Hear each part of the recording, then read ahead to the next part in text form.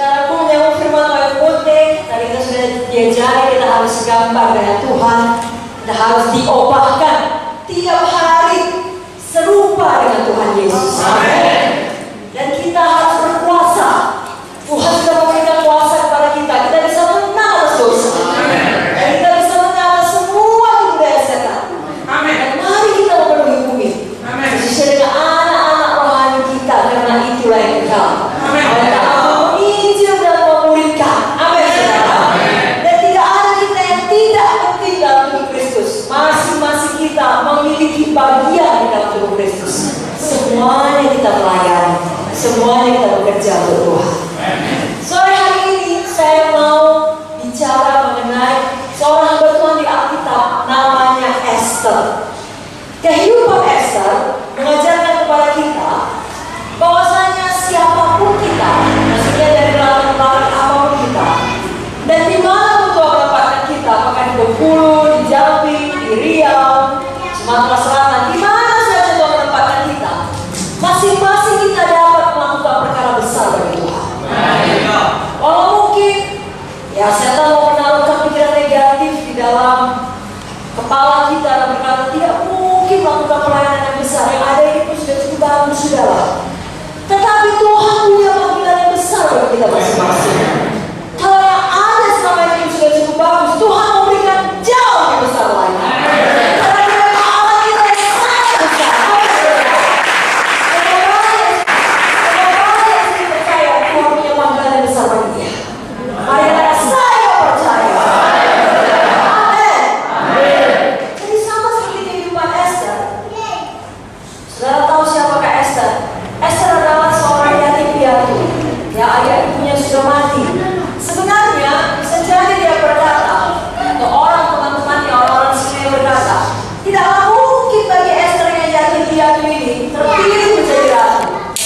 Dibandingkan semua garis-garis lainnya yang mempunyai orang tua lengkap, yang tentunya mendapat pendidikan yang lebih baik karena ada dua orang tuanya, ayah dan ibunya dengan lengkap. Tidaklah mungkin bagi Esther yang kebangsaan Yahudi menjadi penguasa di istana. Akan tidaklah mungkin bagi Esther yang adalah seorang perempuan menjadi penyelamat daripada umat Israel, penyelamat satu bangsa.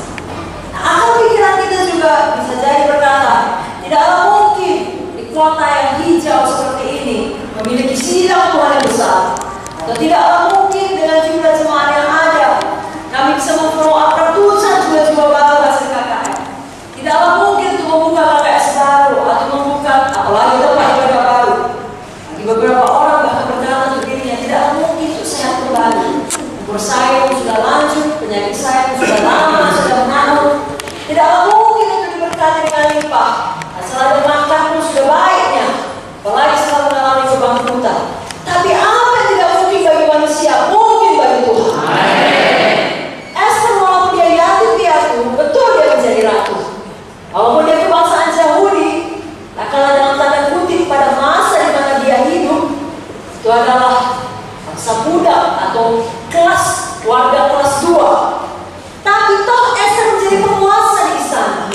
Dan walaupun dia seorang perempuan yang pada zaman itu lagi-lagi warga kelas 2, dia bisa menjadi penyelamat satu bangsa. Saudara juga bisa membangun sidang Tuhan yang besar. Bengkulu, Riau.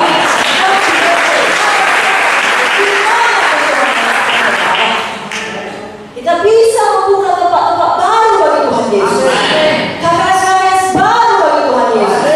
Semua kita bisa sehat, sembuh, umur panjang bagi Tuhan Yesus. Semua kita bisa diberkati Tuhan dengan limpah.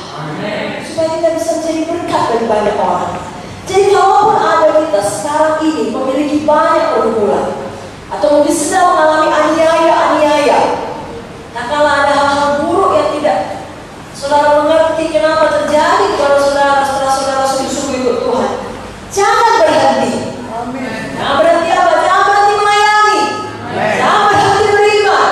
Karena firman Tuhan tentang kehidupan Esther betul-betul membuat kita teguh melayani Tuhan dan beriman kepada Tuhan. Banyak hal dalam hidup kita kelihatannya ya tidak baiklah, hanya merupakan kesakitan semata-mata. Tetapi itu bisa dikerjakan Tuhan, mendatangkan